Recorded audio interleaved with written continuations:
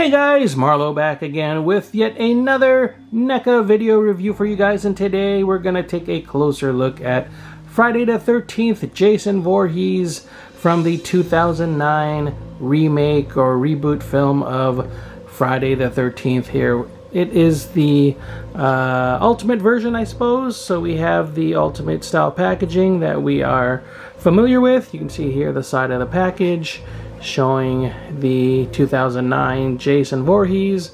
Some images here at the back of the package. Some little read up there if you want to read that. Pause the video if you need to.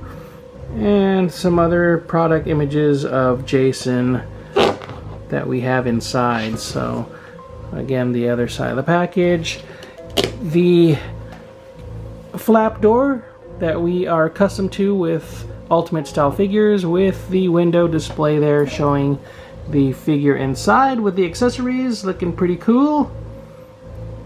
Lots of great accessories inside, as you can see, and one more great product image there at the inside of the flap door. So anyways, let's go ahead and open them up and take a closer look at the 2009 Jason Voorhees from Friday the 13th out of package.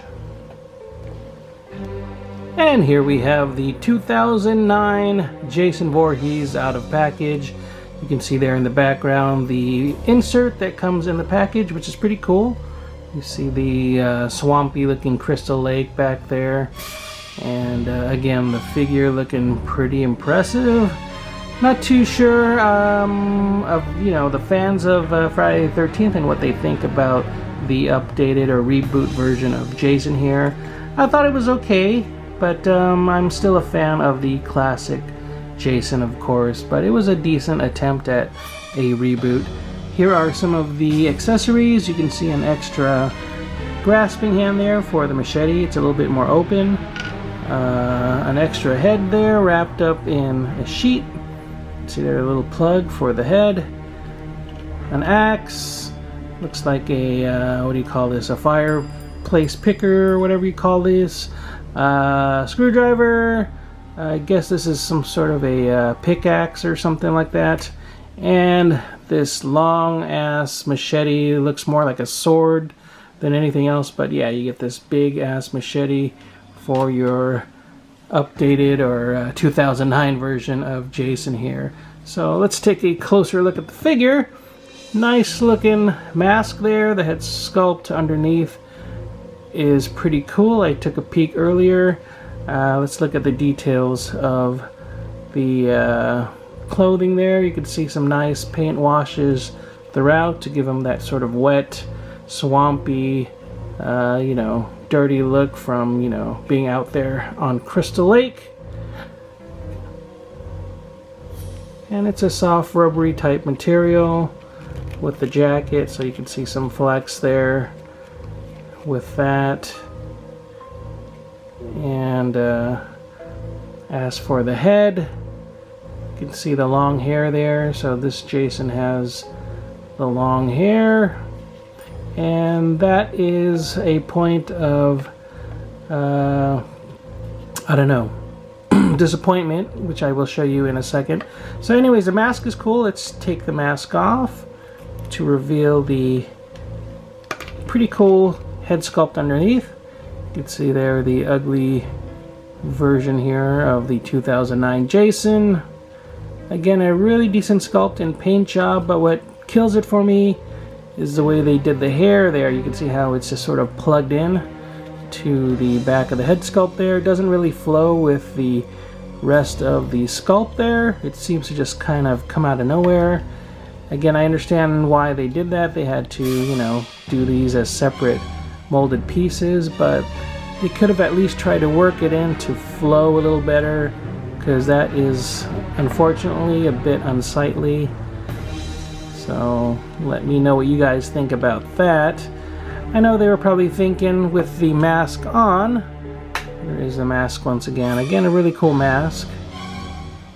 With the mask on, it does hide those areas. Let me get that on. So you can see there with the straps, it nicely covers those ugly seams there where the hair basically plugs into the head. So with the mask on, it's fine. With the mask off, it really just kind of kills the overall look of that great head sculpt. So anyways, let me get some of the accessories on this Jason and give you guys a better look at the figure with probably this alternate head on and some of the accessories. And here we have Jason with the alternate head in place, and he looks pretty cool with that on as well. Let me give you guys a look at that. Hopefully, there we go. Hopefully it focuses okay. You can see the one eye peering through the eye hole there. Pretty cool, and you know, you still get a decent amount of articulation in the head. Let's see if I can do this, yeah. So it can still look up and down a little bit. Of course, rotate side to side. And I switched out the hand for the larger grasping hand for the machete. So let's take a look at him with that. Again, it's a huge machete. He looks pretty much like a sword at this point. Just ginormous.